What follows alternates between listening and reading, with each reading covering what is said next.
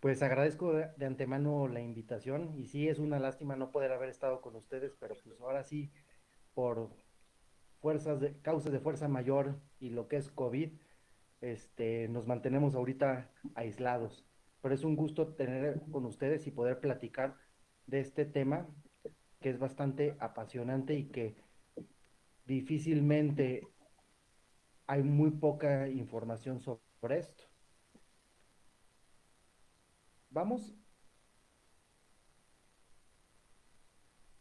a empezar y agradezco de antemano por la presentación y hablar sobre lo que es el uso de la dehidroepiandrosterona en la baja reserva ovárica. Gracias por la presentación y por el comité organizador del evento. Manifiesto este conflicto de intereses y vamos a partir con esto. Desafortunadamente, pobre respuesta ovárica y baja reserva tienden a confundirse. Son dos conceptos completamente distintos, pero van muy de la mano. Al final de cuentas, todos los que nos dedicamos a reproducción asistida y los que no, es importante separarlos. Sabemos que en el 2000 este autor llamado Casson informó por primera vez que la dehidroepiandrosterona iba a mejorar la función ovárica en las pacientes con pobre respuesta. Hoy en día, uno de cada cuatro médicos a nivel mundial utiliza la dehidroepiandrosterona para una baja reserva ovárica. El objetivo de esta charla es conocer sobre la utilidad de la dehidroepiandrosterona en la baja reserva ovárica y también va muy de la mano con la pobre respuesta ovárica, basado solamente en evidencias médicas. Este va a ser el contenido de lo que vamos a ver el día de hoy. E iniciando, siempre cuando estamos ante un tratamiento de reproducción asistida, una de las metas más importantes, además de tener un recién nacido vivo en casa, es que de entrada obtengamos un número adecuado de ovocitos. La cantidad y la calidad de estos ovocitos van a estar directamente relacionados con la edad de la mujer. Ahora, para empezar, este autor en 2011 analizó 400 miliciclos de FIV y encontró esta asociación, que a mayor edad, menor y número de ovocitos, íbamos a obtener menor cantidad de recién nacidos vivos. Es por eso que a partir de este año 2011 se determina que una pobre respuesta ovárica es cuando nosotros obtenemos tres o menos ovocitos, porque la probabilidad de tener un recién nacido vivo en mujeres menores de 35 años es del 21%. De 35 a 37 años, el 17%. De 38 a 39 años, 12%. Y las mayores de 40 años, 7%. Aquí prácticamente es el inicio de donde se estableció este punto de corte y decir que tres o menos ovocitos obtenidos después de una estimulación ovárica, la vamos a denominar pobre respuesta ovárica. Ahora, la única forma de establecer una pobre respuesta ovárica es por medio de una estimulación controlada. Se estima que en una estimulación de un 9 a un 24% de las pacientes la van a presentar, pero esta va a estar incrementada hasta más de un 50% en aquellas mayores de 40 años. ¿A qué se puede asociar una respuesta ovárica? A infecciones pélvicas, cirugía ovárica, menstruación irregular, quimioterapia y endometriosis. Muy similar a lo que ocurrió en Rotterdam para establecer los criterios de síndrome de ovario poliquístico, aparecieron los criterios de Boloña, simplemente para también establecer el pronóstico de una pobre respuesta ovárica, en donde tenemos que si dos de estos tres criterios están presentes, vamos a definir que es una pobre respuesta ovárica. Una edad materna mayor de 40 años, una respuesta previa a lo que ya habíamos visto de tres ovocitos o menos, y la evaluación de la reserva ovárica de 5 a 7 folículos o una hormona antimülleriana de 0.1 nanogramos por mililitro. Aquí es algo que todavía en estas fechas no se ponían de acuerdo si yo lo iba a tomar de 5 a 7. Hoy se acepta que 5 folículos o menos es una baja reserva ovárica, al igual que 1.1 nanogramos de la hormona antimileriana o menos va a ser un marcador. Algo muy importante establecer, que el conteo folicular antral me va a hablar de los folículos que voy a tener en ese ciclo. Y la hormona antimileriana me va a hablar de la reserva ovárica en general, de los folículos o los ovocitos que ya me quedan a futuro. Ahora, se complica un poquito más. También establecen en este estudio que una mujer con edad menor de 40 años y que ya tuvo 2 episodios de pobre respuesta ovárica, la vamos a denominar una pobre respuesta ovárica, a pesar de que tenga una reserva ovárica normal. La mujer mayor de 40 años, ya por default, me clasifica una baja reserva ovárica, aún sin hacer una estimulación ovárica. Estamos hablando que es 2011 y hasta ahorita existen estos conceptos. Pero más adelante, al ver que existe mucha confusión y no tenemos bien tipificado a nuestra población, aparecen los criterios de Poseidón, en donde yo voy a tener 4 grupos de acuerdo a la edad y si tienen una adecuada reserva ovárica de lo que ya habíamos visto. El grupo 1 y grupo 2 tienen una adecuada reserva ovárica, un conteo folicular mayor de 5 folículos o una hormona antimileriana mayor de 1.2. Y tenemos el grupo 1, que son menores de 35 años y las mayores de 34 años. La baja reserva ovárica, a pesar de la edad, también puede estar presente en este tipo de pacientes, en donde tenemos menos de 5 folículos o una hormona antimileriana menor de 1.2. Al igual que las mujeres mayores de 34 años, que es lo más frecuente encontrar o lo esperado. Para recordar un poquito sobre anatomía y la evaluación por ultrasonido endovaginal, que esto es la herramienta más importante para iniciar un protocolo de estimulación, tenemos el útero con las medidas aceptadas en su longitud, en su espesor y un endometrio en la menstruación de 2.5.9 milímetros hasta un endometrio en desarrollo de 6 a 14 milímetros. Aquel endometrio mayor de 8 milímetros a 14 es el endometrio más adecuado para una recepción. Pero lo que estamos hablando, sobre todo del conteo folicular antral, evaluado en los primeros 5 días del ciclo menstrual, encontramos que los ovarios deben de tener un volumen menor de 10 centímetros cúbicos y nos tenemos que tomar la molestia de contar folículo por folículo y lo esperado es de 5 a 20 folículos. Menos de 5 ya vimos que es una una baja reserva ovárica. Más de 20 folículos, esto no recuerda uno de los criterios que se llaman criterios de Adams para síndrome de ovario poliquístico. Ahora, ¿qué es la dehidroepiandrosterona? Es un andrógeno débil, conocido como un C19, porque está formado por este núcleo esteroideo de 19 carbonos. Es un delta 5 porque el doble enlace se encuentra en el carbono 5. Es un precursor a andrógenos como la androstendiona, la testosterona y de estrógenos como el estradiol. Se dice que su pico máximo de síntesis es entre los 20 a los 30 años. La denominan también como la hormona de la juventud, porque esta va disminuyendo en un 2% cada año que envejecemos. Su nombre sistemático es 3-beta-hidroxi 5-androsten 17-ona.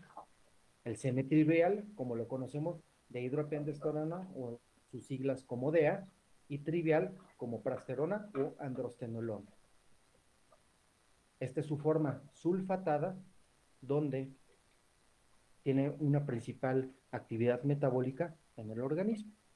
Recordando un poquito la síntesis de esteroides en la corteza suprarrenal, tenemos 3 capas en las glándulas suprarrenales. Una zona glomerular, donde principalmente se va a producir la hormona aldosterona, fascicular, el cortisol, y en la reticular, andrógenos y progesterona. Uno de los andrógenos principales es la dehidroepiandrosterona. ¿Qué diferencias vamos a tener? Simplemente, esta aldosterona y cortisol son C21, están formados aún por 21 carbonos en su núcleo esteroideo. pero es un delta 4, porque aquí a diferencia de la DEA, vamos a tener que el doble enlace se encuentra en el carbono 4. Y también tenemos esta peculiaridad.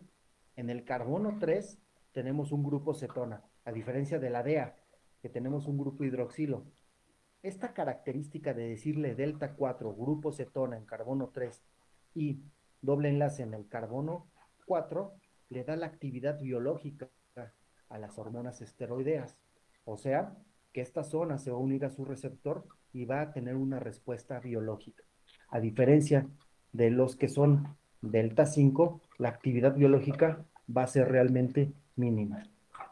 Recordar un poco lo que ocurre en el folículo, en las células de la teca interna y de la granulosa, el colesterol entra y se va a biosintetizar en la mitocondria.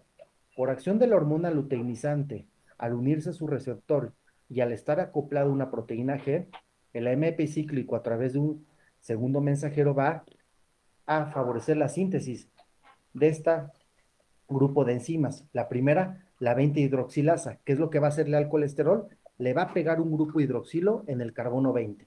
Posteriormente, en el carbono 22, le va a pegar otro grupo de hidroxilo a través de la 22-hidroxilasa. Esta enzima llamada 20-22-desmolasa ubica estos puntos y los corta como si fueran unas tijeras y va a transformar al colesterol en la pregnenolona, teniendo ya menor cantidad de carbonos, en total 21 carbonos. Ahora, la enzima 17 alfa hidroxilasa va a pegar nuevamente este grupo hidroxilo y vamos a biosintetizar la 17 alfa hidroxipregnenolona. Esta hormona 17-20 desmolasa identifica en el carbono 17 y en el carbono 20 estos grupos o radicales donde lo va a biosintetizar cortándolos y obtener ya menor cantidad de carbonos en este núcleo esteroideo y obtenemos la de hidroepiandrosterona. Pero para tener una actividad biológica necesitamos esta enzima que se llama la 3-beta hidroxiesteroide deshidrogenasa, que va a actuar a nivel del carbono 3 y modificar este grupo hidroxilo a un grupo cetona. Y el doble enlace que se encontraba en el carbono 5 va a pasar al carbono 4 y tenemos la primera o el primer andrógeno, androstendiona, con actividad biológica.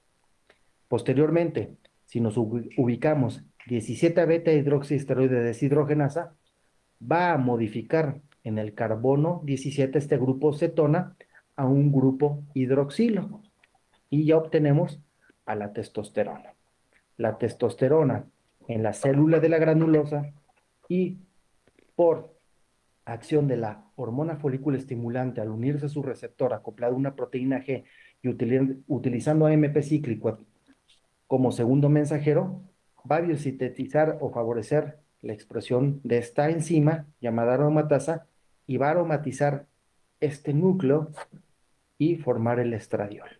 Recordad un poquito de fisiología, pero ahora vamos a ver por qué los andrógenos van a participar en la foliculogénesis, sabiendo que principalmente tenemos en mente que el estrógeno, el estradiol, es el principal, pero no tiene una actividad muy importante.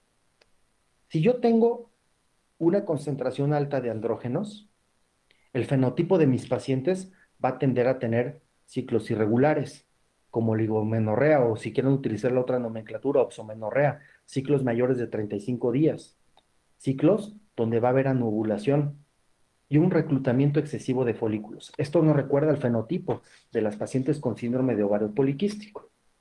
Pero ¿qué pasa si la concentración de andrógenos está disminuida? Y esto lo obtenemos por medio de estudios experimentales, por medio de ingeniería genética de ratones knockout, en donde se depleta el receptor de andrógenos y se ve que las ratonas van a tener un desarrollo disfuncional del folículo, que tienden a la atresia y a una baja reserva ovárica. Entonces aquí podemos ver dos escenarios diferentes, en donde ni una concentración alta es adecuada como una concentración baja. Esto nos habla que los andrógenos juegan un papel muy importante en la foliculogénesis. Ahora, para la aplicación terapéutica, simplemente en los folículos primordiales y primarios, el andrógeno va a favorecer la expresión de los factores de crecimiento tipo 1 y la expresión de sus receptores. Acordarnos que en esta etapa de la foliculogénesis, la hormona folículo estimulante y luteinescente no juegan un papel muy importante. Ya posteriormente, en los folículos preantrales, los andrógenos van a favorecer a que proliferen las células de la granulosa, lugar donde se sintetiza principalmente el estradiol. También favorece nuevamente al crecimiento del factor de crecimiento folicular tipo 1 y sus receptores. Favorece la expresión de receptores de la hormona folicular estimulante y su sensibilidad. Y como habíamos visto anteriormente en los ratones knockout, los andrógenos favorecen a que no haya atresia de estos folículos. En los folículos centrales, nuevamente, va a favorecer a su crecimiento folicular, expresión de receptores con su sensibilidad y nuevamente disminuye la apoptosis de los folículos. Hay un rescate folicular. Favorece también en los folículos preovulatorios la respuesta a hormona folículo estimulante, a que me madure el folículo, a que haya una mayor tasa de ovulación y de la aparición de cuerpo lúteo. Este es el trabajo que les mencioné en un principio, en donde el autor Casón en el 2000, en un estudio de serie de casos de 6 mujeres menores de 41 años, utilizó DEA, 80 miligramos por 4 semanas. No tuvo un grupo control y se dio cuenta que al aportar DEA durante este periodo, la concentración de estradiol incrementó casi 3 veces su concentración en comparado al basal, donde hubo una diferencia significativa. Al igual que la relación de estradiol y ámpula utilizada, me incrementó casi las 3 veces. Entonces, esto demuestra desde el punto de vista biológico que la DEA juega un papel muy importante en la foliculogénesis para posteriormente biosintetizar estradiol. A partir de este momento vamos a hablar de puros estudios de metaanálisis. Existen N cantidad de estudios en donde se ha utilizado la DEA desde esta fecha. Y pongo estudios de metaanálisis porque son los que tienen la mayor calidad de la evidencia científica. En donde en 2013, y vamos a recordar, Criterios de Boloña apenas llevaba 2 años que se había publicado. Entonces, tenemos que tomar en cuenta que todos los estudios evaluados en este metaanálisis no necesariamente tienen contemplado lo que son criterios de Boloña. Pero aquí podemos empezar a ver que los ovocitos recuperados en estas fechas fueron favorables al grupo control que al uso de la DEA. La tasa de embarazo clínico fue favorable a la DEA, pero sin ninguna significancia estadística. La tasa de aborto, no hubo una diferencia significativa entre estos dos grupos. Para 2015 ya se van agregando más estudios en donde vemos que los ovocitos recuperados no tienen una significancia estadística importante, al igual que la tasa de implantación. Tasa de embarazo clínico, hasta 2015, donde la DEA demuestra que tiene una mejor tasa de embarazo clínico y sin significancia igual en el aborto. Hoy en día, en 2015, aparece este estudio, revisión sistemática y metaanálisis de la base de datos de Cochrane. Es el único que existe hoy en día. Y si vemos, todos los estudios evaluados son ensayos clínicos aleatorizados, a diferencia de los anteriores, donde podemos ver una mezcolanza de serie de casos, casos y controles, estudios de corte y uno que otro ensayo clínico. Aquí vemos que la tasa de embarazo clínico va a ser a favor de la DEA. Tasa de aborto sin significancia estadística. Y tasa de nacimientos vivos, que esto es lo que más nos interesa en una reproducción asistida. está a favor del grupo de la DEA. Para 2017 vemos lo mismo. Ovocitos recuperados, realmente no hay una diferencia estadística entre los dos grupos. Tasa de embarazo clínico, completamente a favor del grupo de la DEA. Al igual que la tasa de aborto, continuamos sin ninguna significancia estadística. Este es uno de los metaanálisis más completos donde agregan por primera vez dos de los parámetros que habíamos mencionado antes de la reserva ovárica, la cuenta folicular antral y la hormona antimülleriana, en donde podemos ver que la DEA, administrarla, favorece a una mejor cuenta folicular antral y, al igual que una mejor concentración de hormona antimülleriana. Los ovocitos recuperados siguen siendo consistentes al grupo a favor de la DEA, al igual que el embarazo clínico. Tasa de aborto. Aquí, al final de cuentas, vemos que fue favorable al grupo control y tasa de nacimientos vivos al grupo de la DEA. No podemos concluir porque existe también en antecedentes una tendencia a que la tasa de aborto no tiene una significancia estadística. Para 2017 continuamos que ovocitos recuperados sigue con una tendencia ahora de puros ensayos clínicos aleatorizados al favor del grupo de la DEA, al igual que la tasa de embarazo clínico, sin significancia en la tasa de aborto y principalmente tasa de nacimientos vivos. Es hasta 2019 donde ya se han estudiado mayor cantidad de ensayos clínicos aleatorizados para ovocitos recuperados a favor del grupo de la DEA, tasa de embarazo clínico a favor de la DEA, tasa de aborto sin significancia y tasa de nacimientos vivos a favor de la DEA. Cabe mencionar, como les había mencionado, estábamos utilizando criterios de Boloña y en 2016 aparecen criterios de Poseidón. Desafortunadamente, todo este tipo de estudios que tenemos como antecedente no es tan bien caracterizada nuestra población, por eso nos hace dudar mucho sobre el uso de la DEA o incluso también hablar de testosterona o hormona de crecimiento puedan favorecer esto.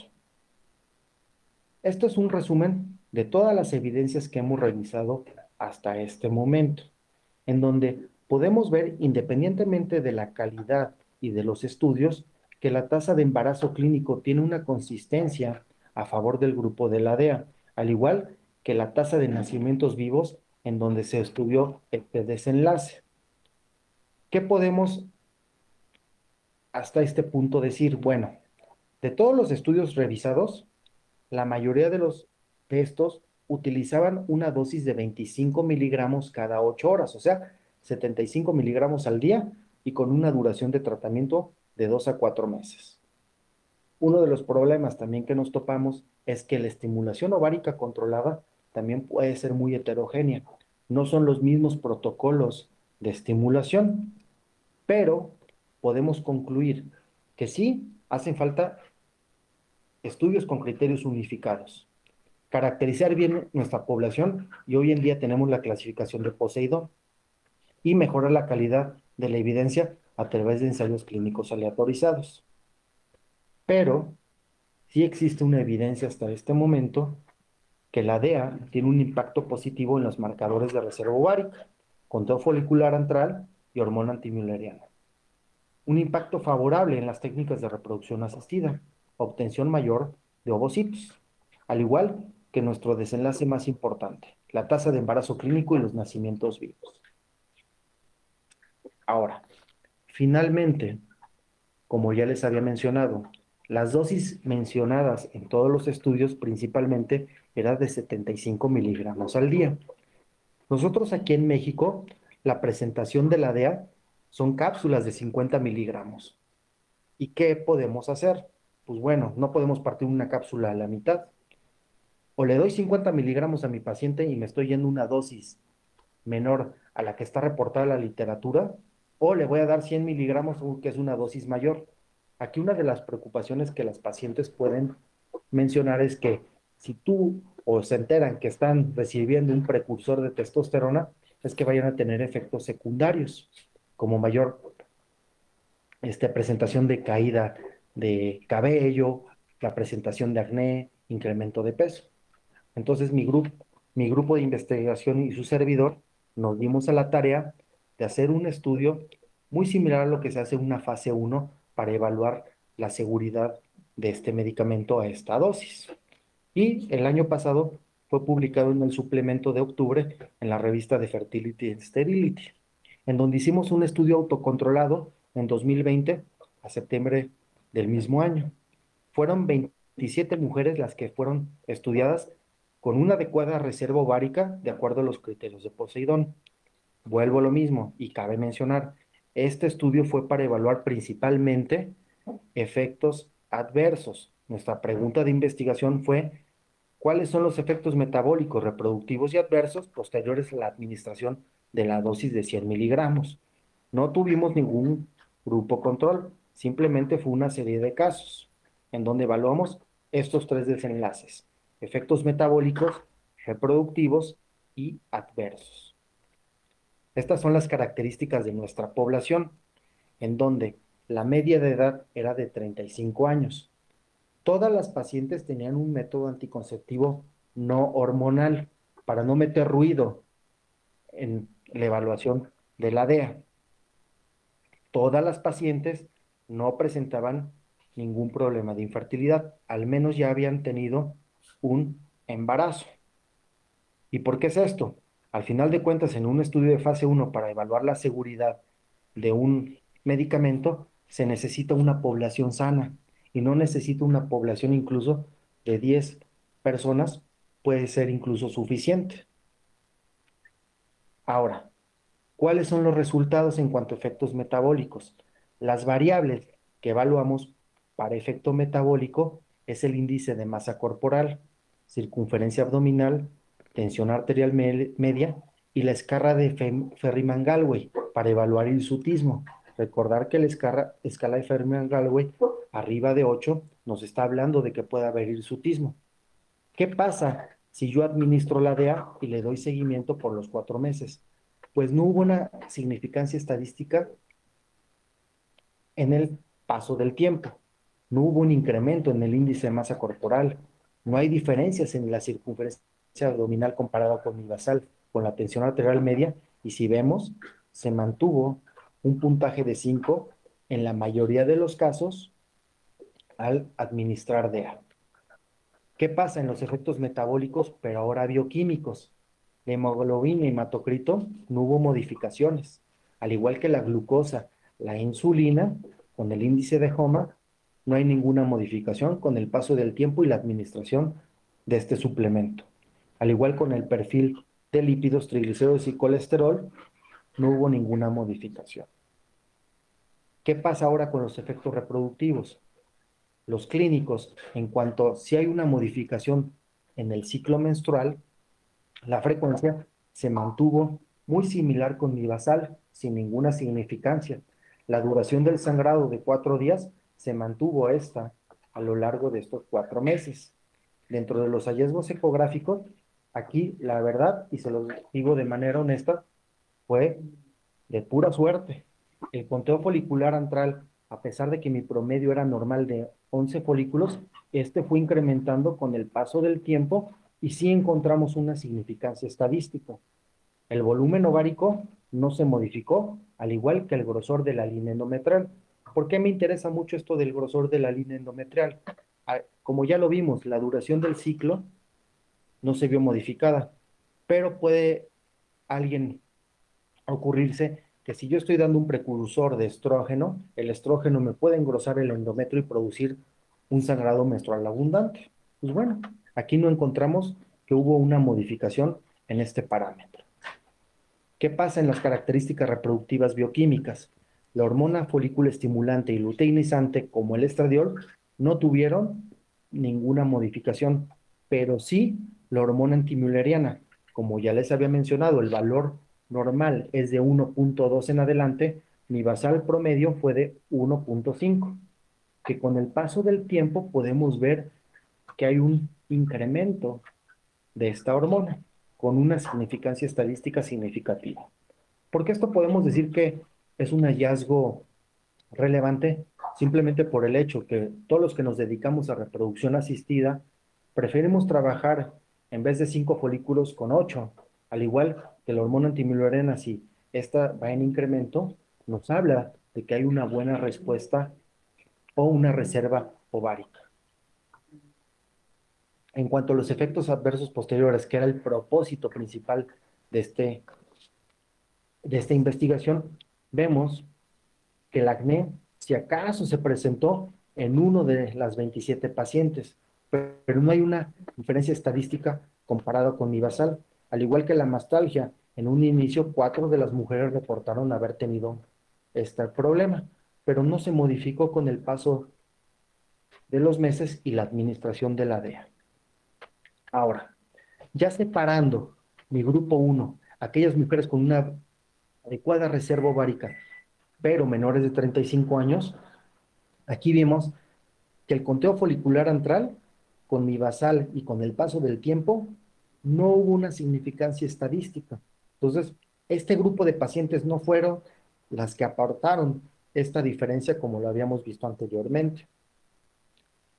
En cuanto a la hormona antimülleriana, sí hubo una significancia con mi basal y al cuarto mes de la suplementación de la DEA. ¿Quiénes fueron las que aportaron principalmente esta modificación o esta diferencia con mi basal? Fue el grupo 2, las mujeres mayores de 34 años, donde podemos ver que desde el segundo mes hay un incremento, a pesar de que estoy en valores normales de la cuenta folicular antral, hay una mejora en este grupo de pacientes entre el segundo, tercero y cuarto mes. Al igual con la concentración de hormona antimülleriana desde el segundo, tercero y cuarto mes. Las fortalezas de este estudio es de que somos los primeros en haber evaluado a una población que a nadie se le había ocurrido. La limitación, pues sí, no hubo un cálculo de tamaño de muestra, simplemente nos enfocamos en una serie de casos por lo que habíamos comentado. Evaluamos realmente los efectos adversos y no tuvimos un grupo control. ¿Qué implicaciones tiene este estudio? A que se crean ensayos clínicos aleatorizados, mejor la calidad de este estudio, simplemente para corroborar estos hallazgos, incorporarlos a nuestra práctica clínica. ¿Qué puedo concluir con 100 miligramos de DEA y utilizarla por 4 meses? Que no hubo una modificación en las variables metabólicas y reproductivas, que los efectos adversos fueron poco frecuentes y podemos mantener una adecuada reserva ovárica. Muchas gracias.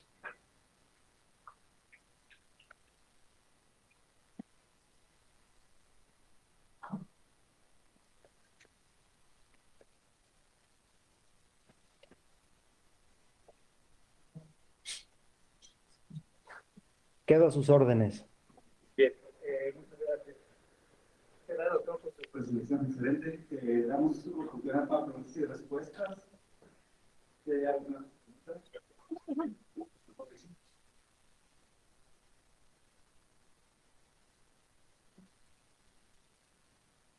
Bueno, solo quería preguntar si se tiene alguna experiencia administrada por vía vaginal, ya que se toca que estaría más cerca de ovarios, folículos, endometrio. No, en México ya sé que no hay, pero parece ser que pues, sí hay estudios en relación a su uso por vía vaginal. No sé si él tenga algunas recomendaciones. Y como es un andrógeno débil, pues es de esperar que dosis baja que tenga pocos efectos indeseables en general. Más bien me refería a vía vaginal, que ya se usa desde hace rato en lugar. Sí, no, en efecto, yo la verdad no tengo ninguna experiencia en la administración de la DEA por vía vaginal, simplemente ha sido vía oral, sobre todo por la recomendación de prescripción que nosotros tenemos. Sin embargo, lo que sí les puedo comentar que ha sido diferente a lo de los demás estudios que han utilizado los 75 miligramos con dosis de cada 8 horas, nosotros utilizamos la DEA antes de las 8 de la mañana. Biológicamente, la concentración de DEA debe ser mayor en la mañana porque el estradiol va a ser mucho mayor ya para en la tarde y en la noche. Pero sí, en efecto, sí es verdad eso del uso de la DEA por vía vaginal y sobre todo eso yo realmente solo lo he visto en deseo sexual hipoactivo, pero para cuestiones de la administración en técnica de reproducción asistida, no tengo ninguna experiencia en eso. Gracias, doctor. ¿Alguien tenía otra pregunta para el doctor Mauricio? ¿Tenemos preguntas?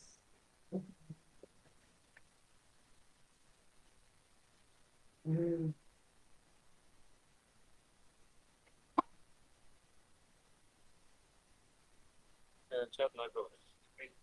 el chat tampoco hay preguntas, de tal manera que agradecemos la presentación del doctor Mauricio. Muchas gracias, doctor, por haber estado con nosotros de manera virtual y pronta recuperación. Muchas gracias a todos ustedes por su asistencia. Muchas gracias.